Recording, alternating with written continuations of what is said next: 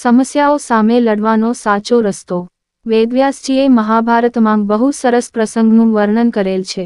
એકવાર કૃષ્ણ, બલરામ અને સાત્યકી દ્વારકાનો મોટો યોદ્ધો હતો। જંગલમાં ફરવા માટે ગયા। સાંજ પડવા આવી અને રસ્તો ભૂલી ગયા। કૃષ્ણએ કહ્યું, આપણે જંગલમાં જ રાતવાસો કરીએ અને સવારે સૂર્યોદય થાય ત્યારે રસ્તો શોધીશું। રાત્રે આપણી સલામતી માટે આપણે એવું નક્કી કરીએ કે રાતના 3 સરખા ભાગ કરીને ત્રણેય વ્યક્તિનો જાગવાનો વારો કાઢીએ। એક જાગે અને બાકીના 2 સૂતેલાની રક્ષા કરે। પ્રથમ સાત્યકીનો જાગવાનો વારો હતો। એ સમયે બ્રહ્મરાક્ષસ આવ્યો।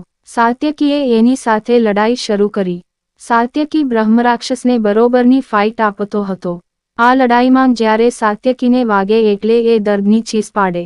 એનું પરિણામ એ આવે કે સાત્યકીની ચીસથી બ્રહ્મરાક્ષસનું કદ મોટું થાય, અને કદ મોટું થવાથી આવનારા મુક્કાની તાકાત વધી જાય। સાત્યકીનો જાગવાનો સમય પૂરો થયો એટલે એમણે તુરંત જ બલરામને જગાડ્યા। હવે બલરામે આ રાક્ષસ સામેની લડાઈ ચાલુ કરી, પરંતુ સાત્યકીએ કર્યું એવું જ બલરામે કર્યું। બલરામને પણ વાગે એટલે દર્દની ચીસ પાડે અને પેલા બ્રહ્મરાક્ષસનું કદ મોટું થાય।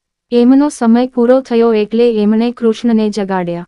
કૃષ્ણએ બ્રહ્મરાક્ષસ સાથેની આ લડાઈમાં નવી વ્યૂહરચના અપનાવી। પોતને જ્યારે તક મળે ત્યારે પેલા રાક્ષસને બરાબરનો મારી લે, અને રાક્ષસ મારે તો સામે જોઈને ખડખડાટ હસે। એનું પરિણામ એ આવ્યું કે પેલા બ્રહ્મરાક્ષસનું કદ નાનું થવા લાગ્યું, અને થોડા સમયની લડાઈમાં એનું કદ નાની પુતળી જેવું થઈ ગયું।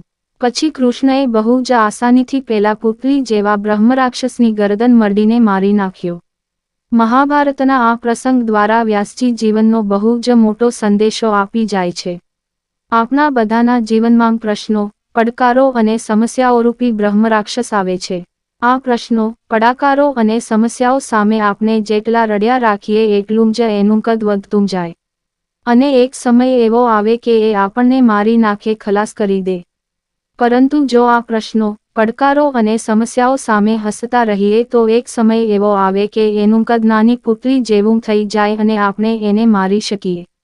અને છેલ્લે, જિંદગી ક્યાંક સહેલી છે, એને સહેલી બનાવવી પડે છે, કંઈક આપણા અંદાજથી, તો કંઈક નજરદાંજથી।